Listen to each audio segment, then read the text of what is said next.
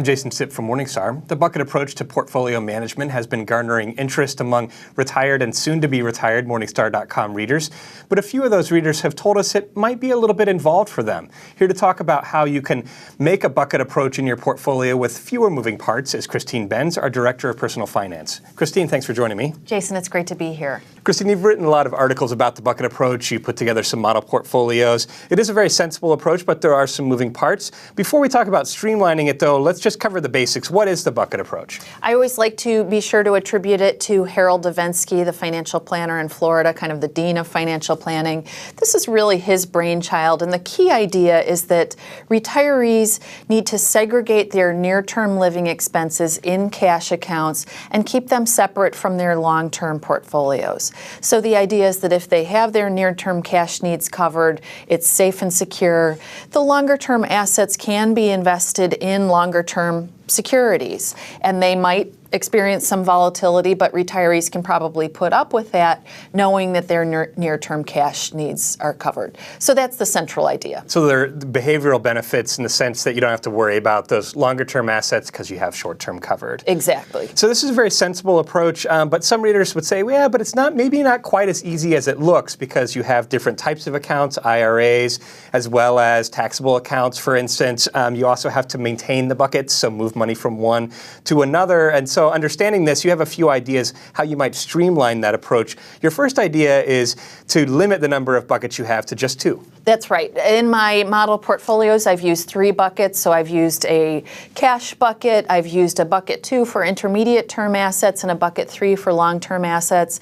Harold Davensky, when he implements this concept, simply has the cash bucket and then has a long-term total return portfolio that he uses. I think retirees could reasonably do that, just have 2 buckets, and then periodically spill money over from that long-term bucket into bucket 1 as it becomes depleted. That seems like a perfectly reasonable idea and a great way to streamline if you were so inclined. Another idea you have involves reducing the number of accounts you have. So you may have accounts with lots of different providers or different types. What's your thought there?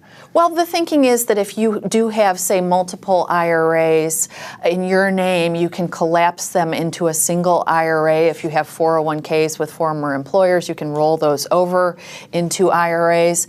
And then even if you have, say, taxable accounts as well as tax-sheltered accounts like IRAs, you can hold them with a single provider. So a single mutual fund company or brokerage firm.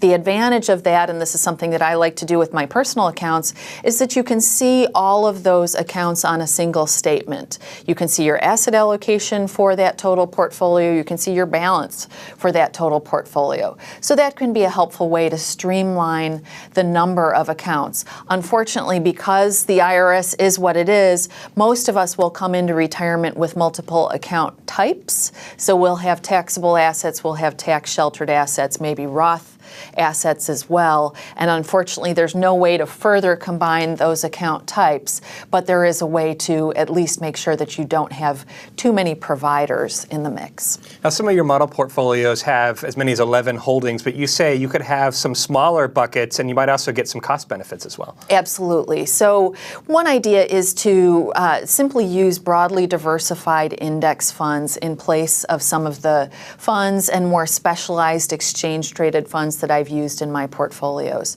So really the core here is that as long as you have that cash sleeve in the portfolio, if you have fixed income instruments, you could potentially house those in just a total bond market index tracker, equity holdings in a U.S. total stock market index fund, as well as perhaps an international index fund. So I think you could get away with as few as 3 or 4 individual holdings. You might not have all the nuances that I have in my model portfolio, so you might be missing out on, say, inflation-protected bonds or emerging markets or aggressive bond types that hold junk bonds, for example. But I think you'll have the general flavor of the bucket strategy, and you'll have it with fewer holdings. And if you have index funds, you'll be able to reduce the overall costs associated with that portfolio, which is also a good thing.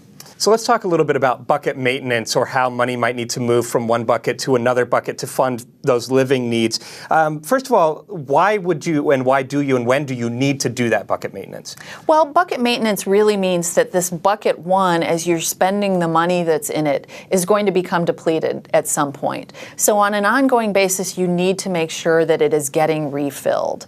And what I want to clarify, though, is that some people think that if you're using this bucket strategy, you're constantly moving money from bucket 3 to 2 and 2 to 1. It doesn't have to be that way. So if you are, say, an income-centric investor, you could simply have your dividend distributions, your income distributions from your bond holdings, have them distributed directly into your cash account. And for a lot of investors, those yields may be sufficient to meet their living expenses for the year ahead. For some investors, they might not quite get them there, so they might need to do a little bit of rebalancing. They might need to trim their most highly appreciated holdings to further increase their income distributions from the portfolio. But for a lot of investors, just simply setting that up and having those distributions automatically routed into bucket one is a way to greatly simplify this process of refilling that bucket one. We know readers are very fond of taking an income approach, but we also know it's been tough to take an income approach recently. You've been talking about taking a total return approach. How would that intersect with a bucket approach and bucket maintenance in this case? So you absolutely can use the bucket strategy if you're a total return investor. In that case, what you would be doing would be that you would be reinvesting all of your dividend and income distributions back into your holdings. And then periodically, I would say once a year, taking a look at that portfolio and seeing where it stands in terms of its allocation versus your target, and using rebalancing proceeds to refill that bucket one. So chances are, if you come through a year like 2013, for example, it's your equity holdings that you want to be trimming. Those proceeds, in order to get your asset allocation back into whack, would have been, in most cases, more than enough to refill bucket one. So there are a few different ways to do it, but it needn't be especially time consuming. You absolutely want to limit your amount of oversight because chances are you've got more things to do. Christine, the bucket approach is very sensible, and as you show here, it's also potentially very simple for investors to follow, or at least a very streamlined approach they can take. Thanks for joining me today. Thank you, Jason. For Morningstar, I'm Jason Stipp. Thanks for watching.